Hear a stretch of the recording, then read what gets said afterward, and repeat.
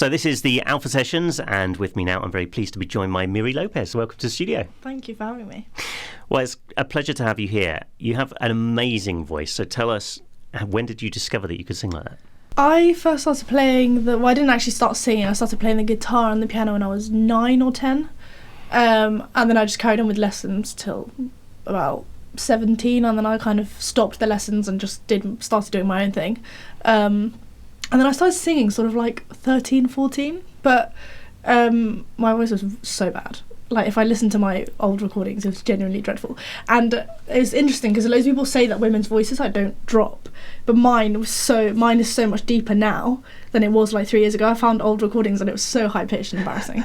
But yeah, mine is I've definitely trained it like a lot deeper now.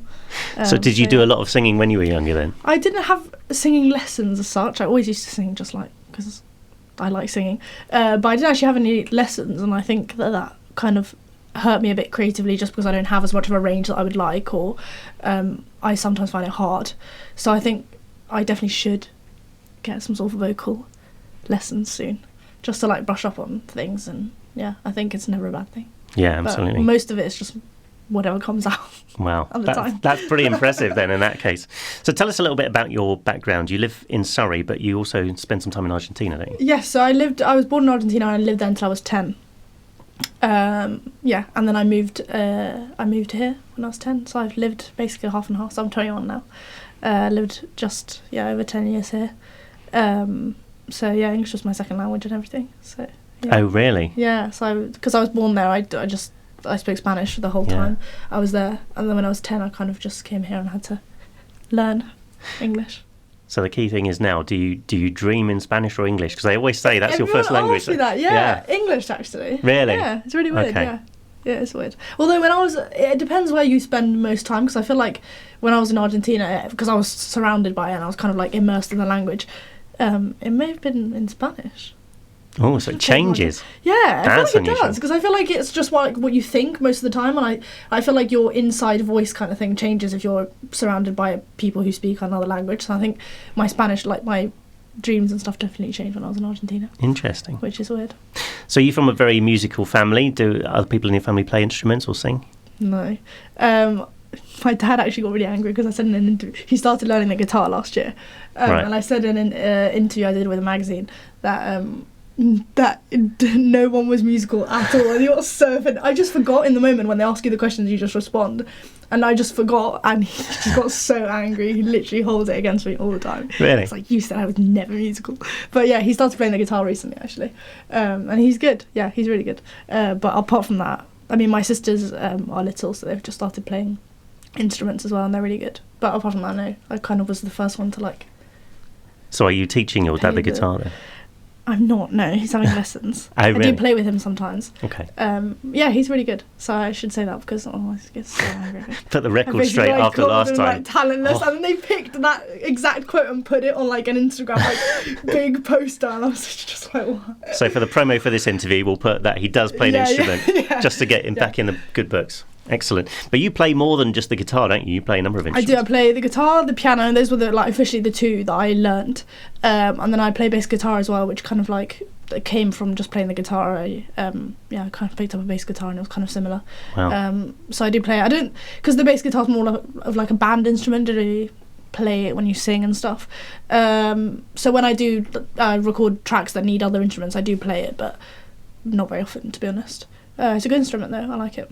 Did you teach yourself all of these instruments? No, I had lessons. Guitar and piano I had lessons for quite a long time, and then bass guitar just kind of like, I had a few lessons at school, but not very much. I think if you play the guitar, and if you do some guitar theory, it's quite straightforward. It's very similar to the guitar. Mm-hmm. It's a good instrument, the bass guitar. I do like it. Do you have a preference as to which instrument you play? I mean, guitar presumably you spend. time, I was going to say you spend most of your time playing the guitar. I spend so much more time with the guitar. Yeah. I think it's just because you take it everywhere, and it's just such a portable instrument, and the piano is harder to have a piano at home, but not so easy to put on the tube, is it? I do use the piano to record, actually, to write songs, because I find it much easier to write songs on the piano than the guitar. But yeah, definitely the guitar is my main preferred instrument. The thing that fascinated me most when I was doing some research on you, when I knew you were coming in, is the range of music that you like and that you do cover versions of, which we'll talk about in a minute. But did you listen to a lot of varied music growing up? growing up, I wouldn't say growing up, but in the last definitely like 5 or so years, I've just been listening to basically everything. And my dad actually has really good taste. Before he even started playing the guitar, he has really, really good taste in music. And loads of his keep plugging your dad, yeah. Loads of his friends do, actually, and I've been introduced to so much good music from them. And it's inspired me so much, and I go to see artists live and stuff like that, like really eclectic artists, and that inspires me a lot. And I think I take kind of influences from everywhere, really. But yeah, I think the main thing when you write is so important to have different influences, because you get like endless possibilities of what you can write. Yeah, I love most music, I would say. Yeah. Well, you certainly do, because looking at your SoundCloud website, you've covered people like Squeeze, ABBA, Nirvana, Oasis. Yeah. I mean, the list is endless, and you're doing a track for us today, which is the current #1, Havana. Yeah. What an incredible range of music. So, I mean, do you genuinely like all these genres of music? I genuinely do like them, and I genuinely like classic songs that everyone knows, but just doing them differently so that they suit my style more, and they're more modern and people want to listen to them. I think when you cover something, it's important to, because there are so many people out there who do so many covers. I think if you're not going to write anything yourself, I think it's important to cover something and make it different. Otherwise, I would just listen to the original kind of thing. Like I like making covers differently. I think it makes it interesting for people to listen to. Otherwise, there's no incentive. So yeah, like all the classic, like the ABBA one and the Nirvana one. I like doing them, putting them like a little twist so that people listen to them now. So yeah, I do really like that music. So when you're listening for a track that you want to cover, it's literally a case of, I think I could do a really interesting job on that. Another version of that, yeah. Because most of the time, and there are people that do it, and they're so successful in it. Like there's loads of channels on YouTube that I do follow. That one of them is like blues, just all blues music, but they make really popular songs into blues music, and it's just so good because it's so interesting to listen to. So yeah, I try to make them different. That I don't particularly like chart music a lot of the time. So when I get asked to play it, I just usually have to like do something with it so that it sounds a bit nicer. Are there any artists in the charts at the moment that you do listen to a lot? I mean, you've covered the Camilla. I do like that song. I do really like that song. Yeah. I think there are just a lot of artists that are really good, but I like their voices, but they're just not.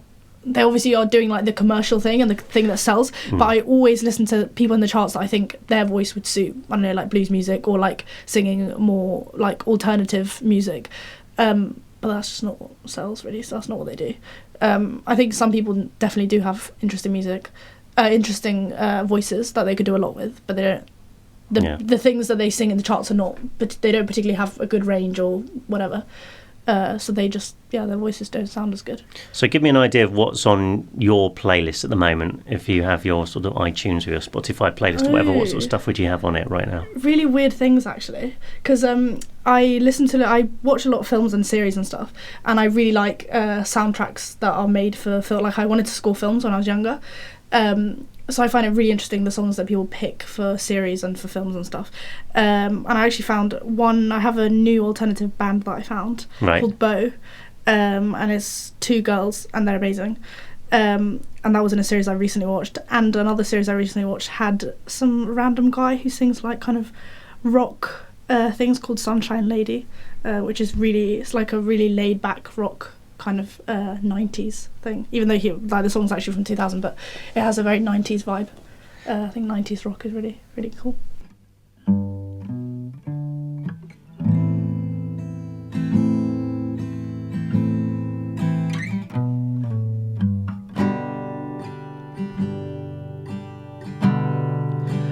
I have this thirst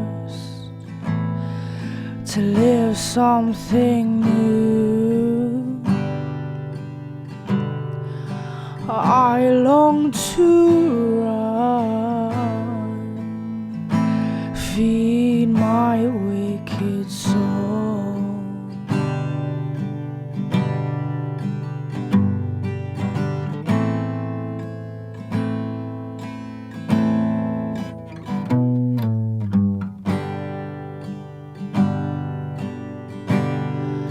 You see my darkness, the light through my wounds. Loving you is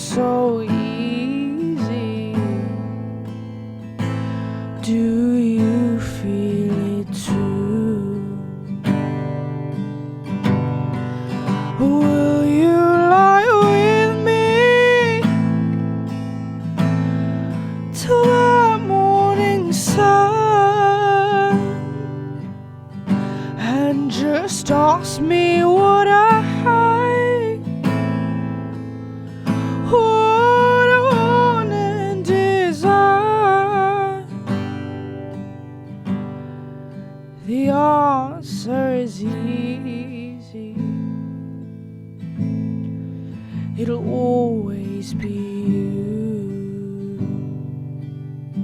Loving you is so easy. Do you feel it too?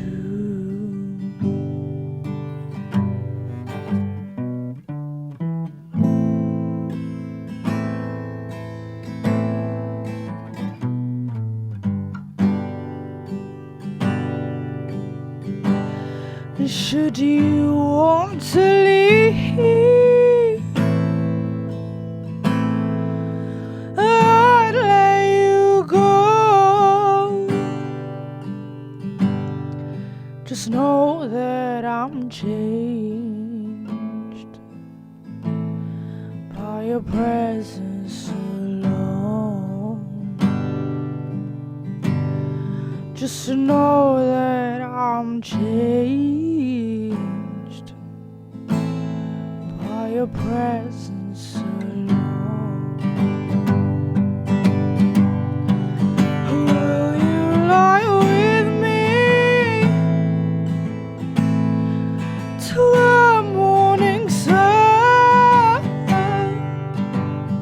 and just ask me what I want and desire? The answer is easy. It's always you. The answer is easy. It'll always be you.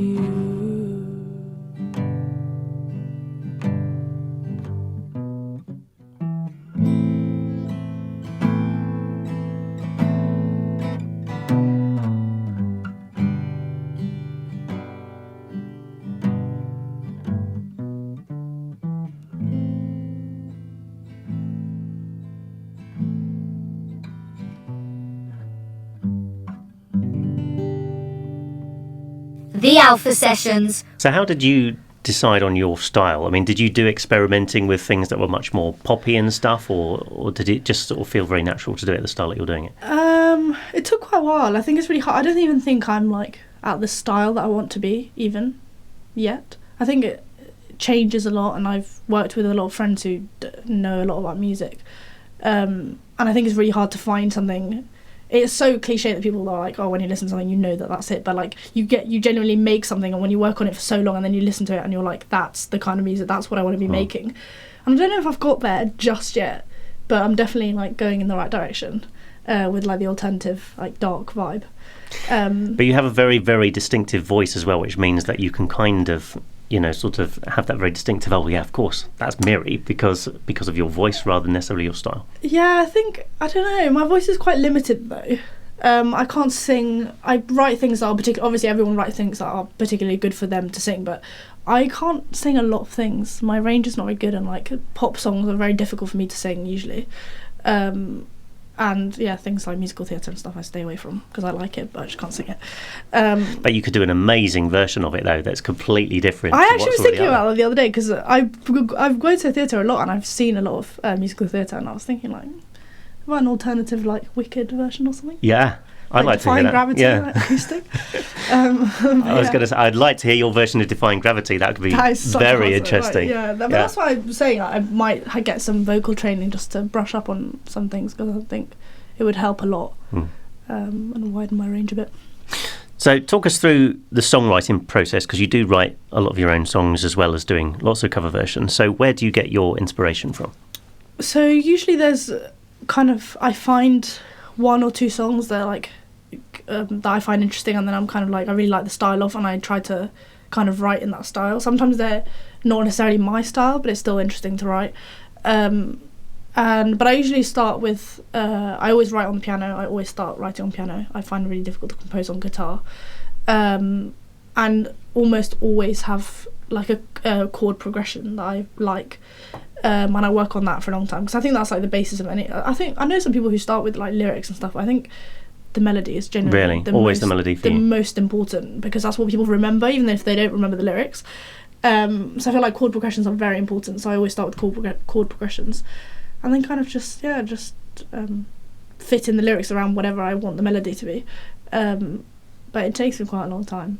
I mean, sometimes I've written a song and it was like, that's the one in like 10 minutes. Yeah. And then other times I've literally just spent like a year on a song and I can't get my head around it. But yeah. So are you someone that can sort of write a song on demand, or it just has to happen naturally? Well, loads of I don't know. Sometimes I feel like I have to do it on demand because some companies I've filmed with are like, okay, we want it has to be like a new original, because for them it's like a good thing to be able to put on YouTube that it's like a new original and I haven't played it with anyone else. So sometimes I feel a bit like I have to write it on demand, like, which is not great. It's not very like. That's why I wouldn't do it for a living, because I feel like people think that you're like a writing machine, so they like write more and more and more. And I think it's quite a particular process, and I just do it when I feel like it. Don't do it all the time. But the last song I played actually was written for a acoustic company that wanted a new track, which I filmed a couple of weeks ago. So yeah, that one was written under pressure. And where do you get your inspiration in terms of the content? I mean, is it all personal experiences, or do you write about other people? Yeah, most of them is personal experience. I think that's what comes out in my experience when I've written songs about my own experiences. That they've always been the best songs. Not just to me. When I've played them to other people, the songs that they like the most are always the ones that are the most personal. I think that's it's just the most interesting to listen to, I guess. Can that be quite difficult, though, if you're singing about something that's very, very personal to you? Yeah, that's why I don't like doing gigs and I don't like playing my own songs. Because it just bothers me that, like, I'm playing something that's... I don't know, it doesn't seem to bother other people, but it really bothers me that I'm playing something that, like, means a lot to me and telling other people, essentially. But, yeah, I think it's good. I've nearly always written about personal things.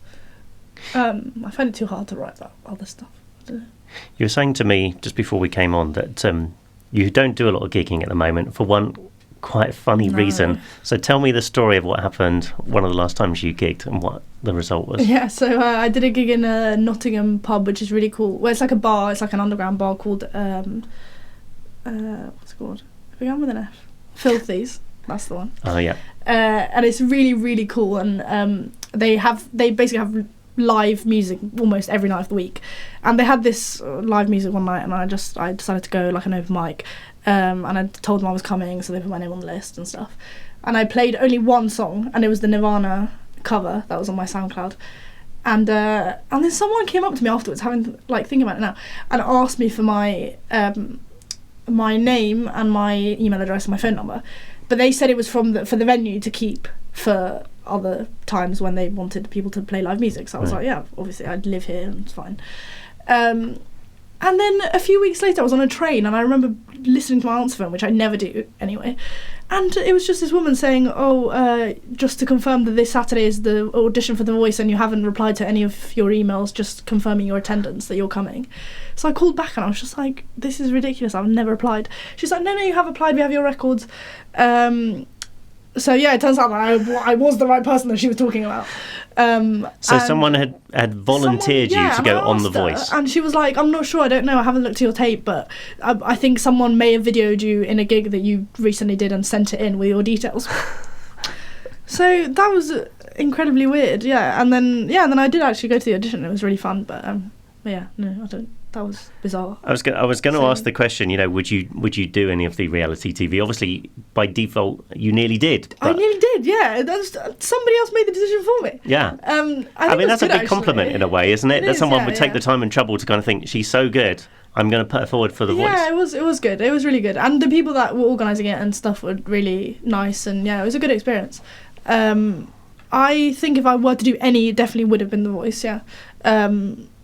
I just don't know how, like, obviously I'm at university at the moment, I don't know how long the filming takes and stuff like that, logistics wise, but I definitely would do it.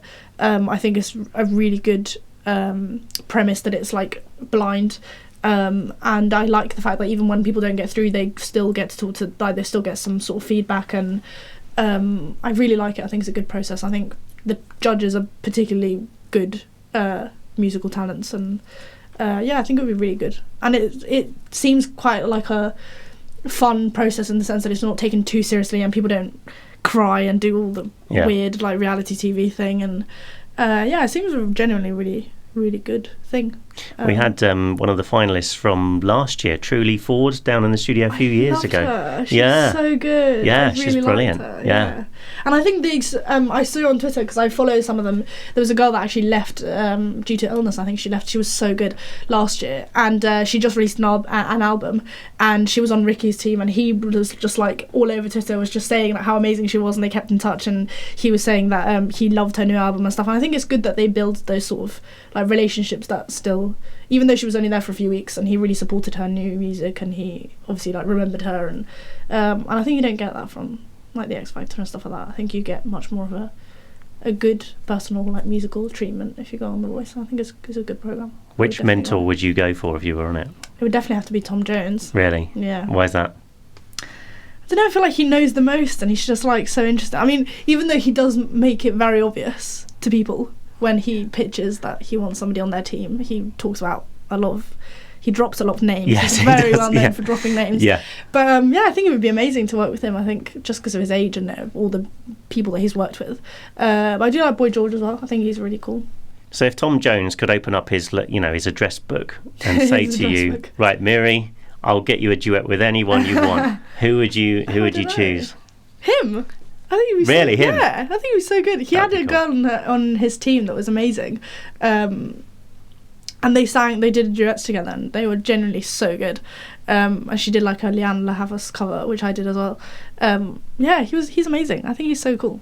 That reminds me, actually, if you check out Miri Lopez's SoundCloud, there is an amazing Lianne La Havas cover of it. It's my favourite song of hers, actually, Lost and Found. I love that song. What an amazing song, and your version of it is incredible as well, so check that out. It was really good. I actually tweeted her a while back, and she sent me a direct message on Twitter saying that she'd listened to it, because I shared it from my SoundCloud, and I tagged her in it. Yeah. Which was really weird. It's a big song to take on, isn't it? But an amazing so hard, song. Honestly, it's so hard. And I heard it on The Voice for the first time. I didn't know it before, and I just loved it. I've listened to her other stuff, but that song just always stayed with me. That's like the best one.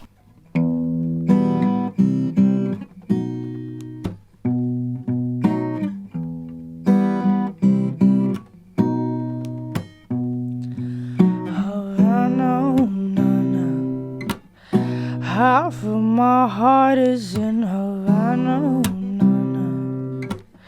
He took me back to East Atlanta. Half of my heart is in Havana. There's something about his manner. Havana.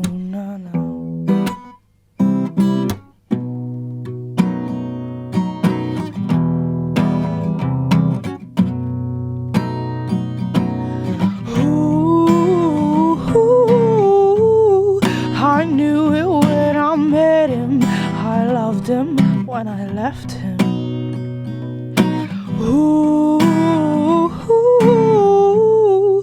and then I had to tell him I had to go.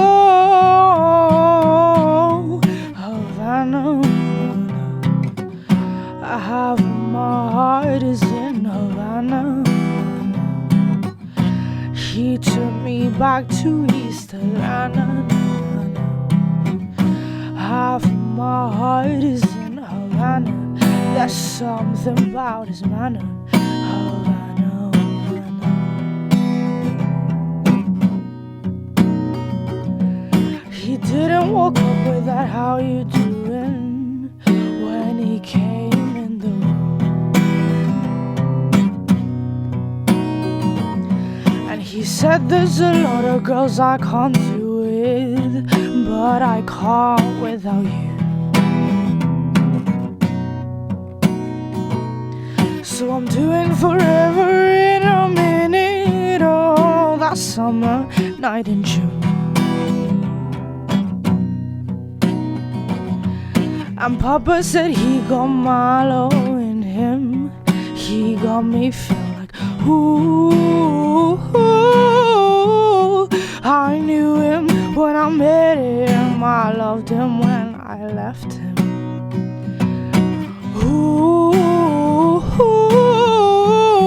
But then I had to tell him I had to go. Na na na na na, oh na na, oh na na. Half of my heart is me back to East Atlanta. Half of my heart is in Havana. My heart is in Havana. Havana, oh, no, no.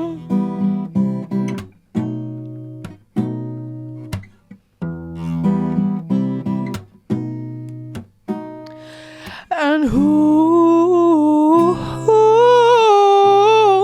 I knew it when I met him. I loved him when I left him.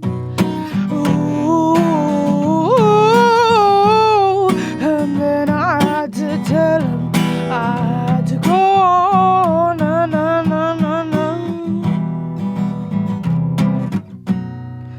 Na, na, na, na.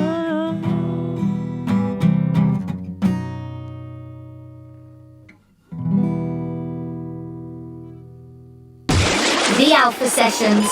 For anyone sort of trying to break the industry who's sort of maybe in a similar position to you, what for you are the biggest challenges as a young artist trying to get into the industry, would you say? I feel like the biggest challenge is just people wanting you to do certain things that you don't necessarily want to do, like certain songs, because I think people are very quick to like, people know what sells, and I think people are very interested in you doing that as opposed to like what you want to do. I think it's really hard to like find your own sound and like stick to it and just do it. Doesn't matter if you get people to like it, if you get acoustic sessions, just do whatever you like, because I think ultimately that's the most important. And I'm not saying you're going to get famous from doing what you like, but then at least you love it. I think I've always tried to do that. And I've been rejected by a lot of acoustic companies who say that it's not their style and they just don't like it, which is completely fair enough. But at least I'm doing what I like. So I think definitely the most difficult but best thing is to always do what you That is what the you're most comfortable important with. thing, I would say. Yeah. Absolutely. And you've been doing some filming recently, haven't you? Whilst you've been out in Argentina. Is that a new video coming up? It's actually on my YouTube already. It was just a cover of Rihanna's song, actually. It was like the first ever song that I recorded in my room. So I wanted to like revamp it and do it again, but in a studio, which was a cover of Stay. So that's actually up. It was really good. It's just like it's just with my guitar and my voice. But yeah, that turned out really good actually. It was really fun. And then I have another video coming out soon. I filmed with Reload Sessions. So I filmed 2 tracks with them. The last one I actually played here today, and a pop cover by Noah Cyrus. So yeah, that will be coming out soon. Do you like the idea of getting into music videos and stuff, being creative and doing your own music videos? I think if it's with the right people, it's really fun and it can be done in like a really authentic way. I think when people some companies like it if it's pre-recorded and edited and everything.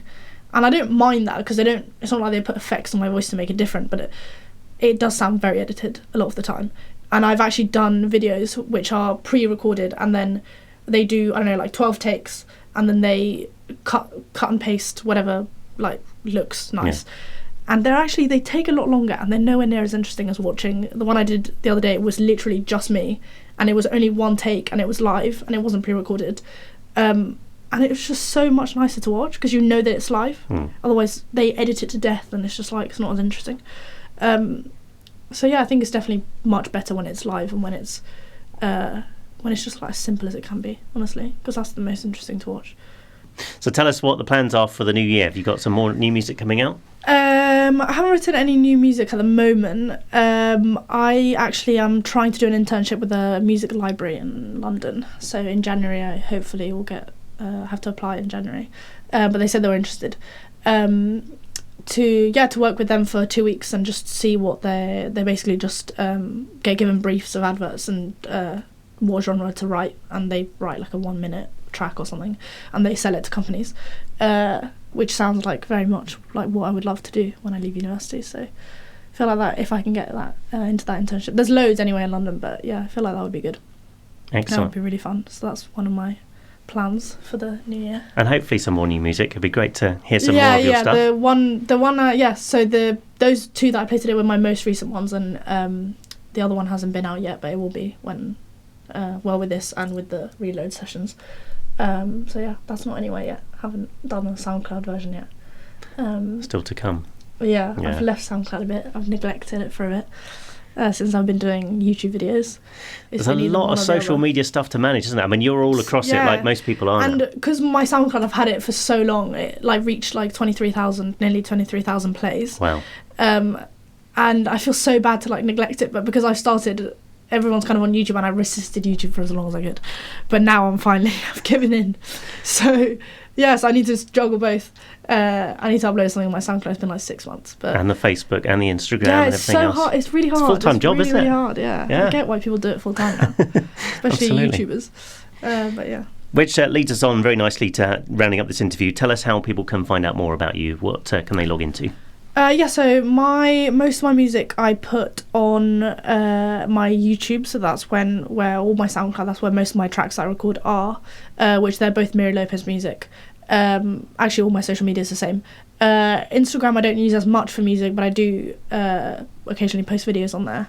And yeah, my Facebook page is where I put all my everything, basically, just any updates I put through there. Yeah, so that's basically all of. I'm trying to juggle, put everything everywhere, just to spread it out. Brilliant. But yeah. Well, it's been fantastic having you in the studio. Thank you so much for coming in. Thank you so much for having me. It was so fun.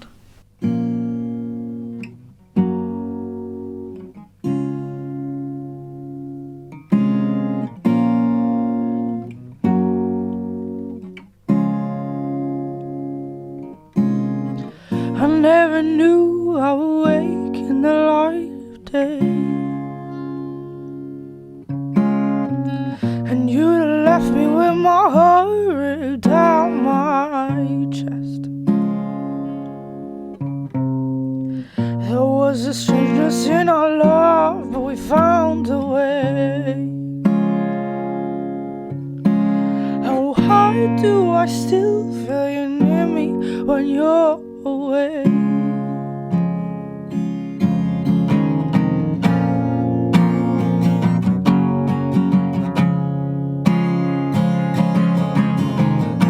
Oh, goodbye. Oh, I tried. So tell the world I'm bitter, tell them that I'm angry, tell them I'm a fool. I know it makes you feel good. Whatever makes you feel good. I never knew the memories could make you sick. Should you find them in some sheets or a kitchen sink? And now it makes me really angry. It's been a waste. Oh, why did I let you destroy me like you did, you said? Oh, goodbye. Oh, I tried. So tell the world I'm bitter, tell them that I'm angry, tell them I'm a fool. I know it makes you feel good. Whatever makes you feel good.